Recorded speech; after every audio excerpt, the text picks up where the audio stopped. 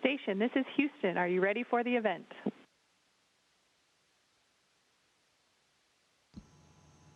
We're ready for the event. Houston ACR, this is Mission Control Houston. Please call station for a voice check.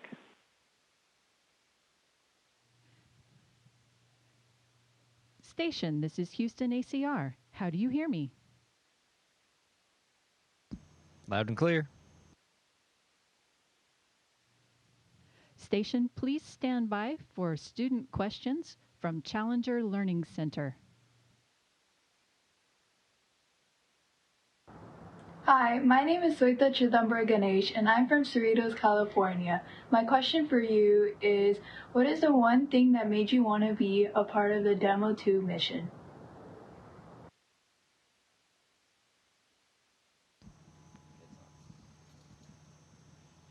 Hello, Swetha. That's an excellent question. I think for both Doug and I, we were really excited to get a chance to launch again from Florida. We had launched from Florida on space shuttles before, and it had been several years since we'd been able to do that. And so we were just really proud to be able to do that again from America.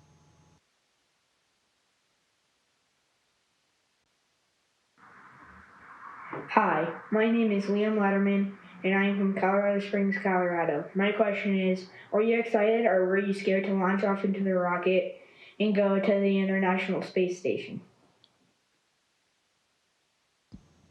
Hey, Liam. I was really excited. Both Bob and I were excited to get another chance to fly in space and to fly a different rocket. So we were very much excited to fly the Falcon 9 and the Dragon Endeavor.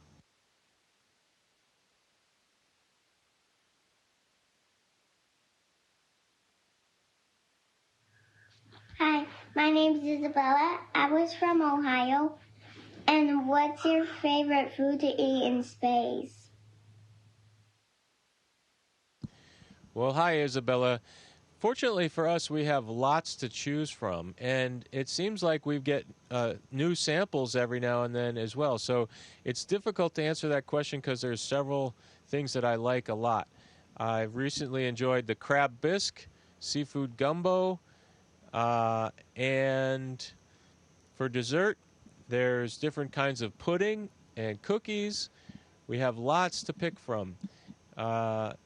So I think my favorite kind of food to eat is one that I don't have to cook myself, and that's all of it here on the space station. Hi, my name is Aiden Ledbetter, and I'm from Metropolis, Illinois. And my question is, how do you feel being the first astronauts to be launched from a commercial rocket?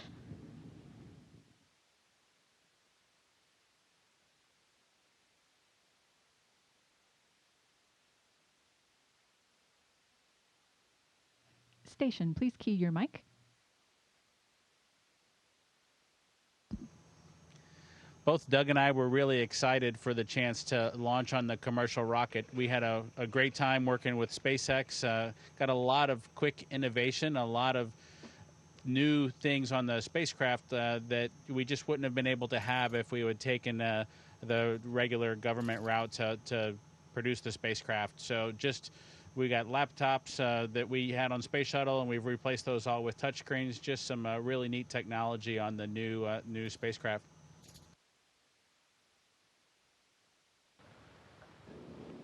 Hello, my name is Nathan Franklin, and I am from Paducah, Kentucky.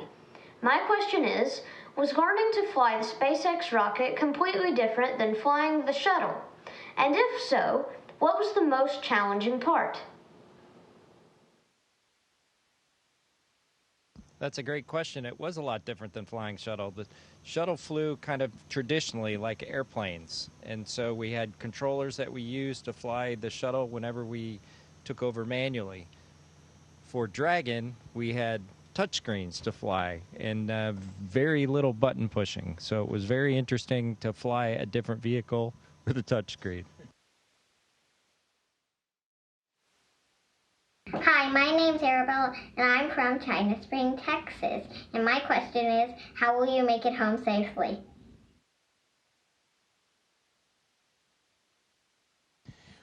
Well, we rely heavily on a team of very smart engineers, technicians, and managers to help ensure that the ride home is safe. And it's a challenging part of the mission, to be honest, to come back home.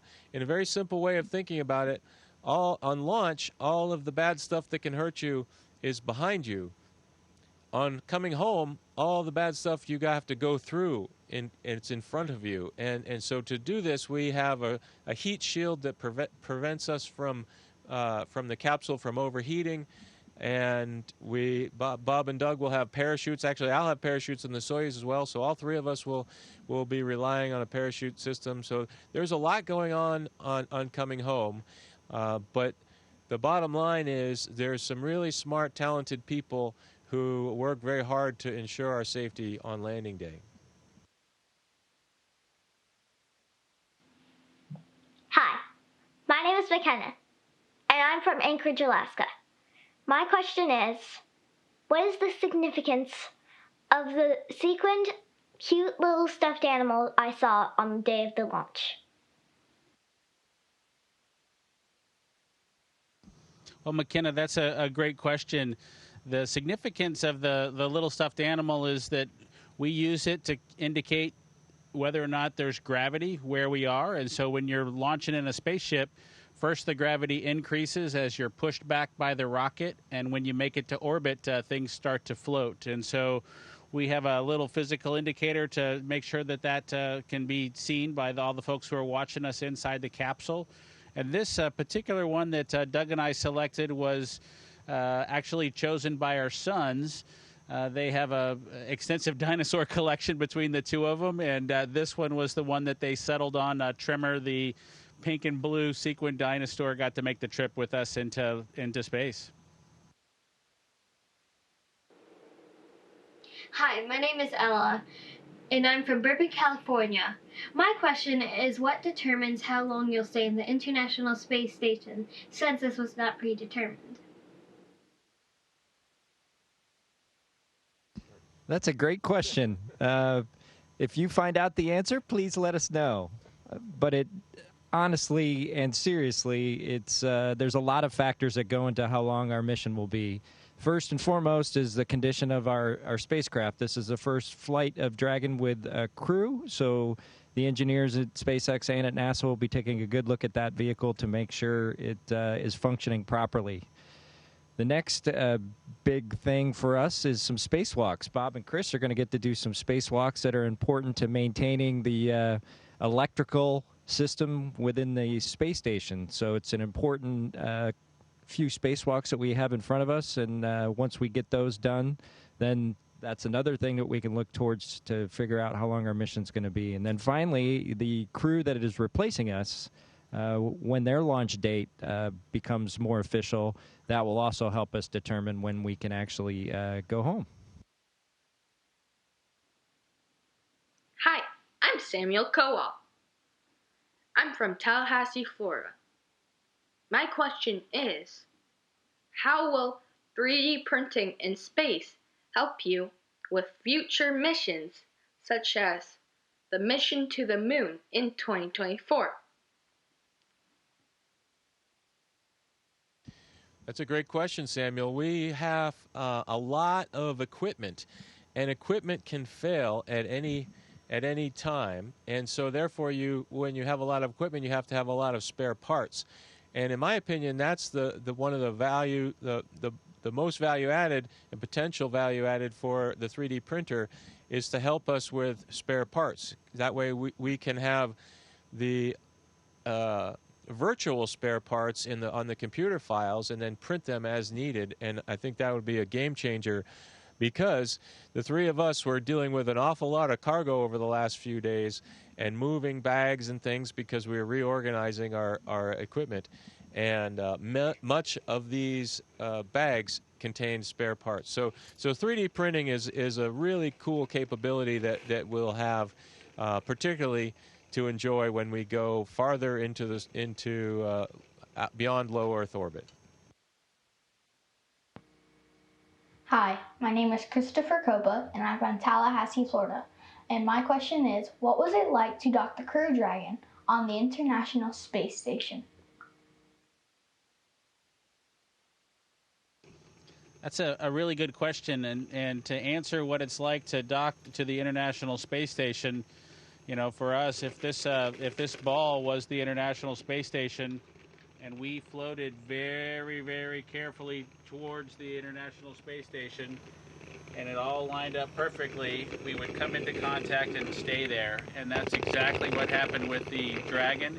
And it was just so smooth that we couldn't even feel it. Doug and I were both a little bit surprised, kind of expected a little bit more motion being so small in our spacecraft and such a big space station, but it docked very smoothly and we didn't even feel the contact.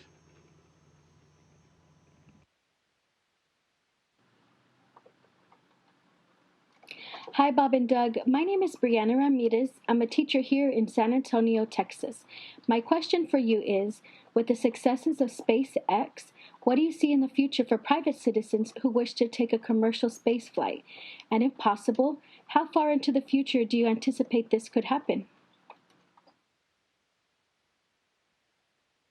Wow, that's a great question. Tough answer. I think there's going to be more and more opportunities as the years go on, and I think the biggest thing that is going to affect private citizens flying in space is the cost to get things and people to orbit. Right now, it's fairly expensive still, and I think once more companies get involved with low Earth orbit, especially, I think you'll see that improve fairly quickly as far as the opportunities for private citizens. I think now, if you're a private citizen, you've got to be extremely wealthy in order to pay for a seat to get into space. But I think that will change. It may take 10, 20, 30 years for that to start to change such that the average citizen can afford to go into space. But I think it will definitely happen, and I think it will make us, it certainly will make us a better citizen and a better steward of our planet the more people we get to go into space.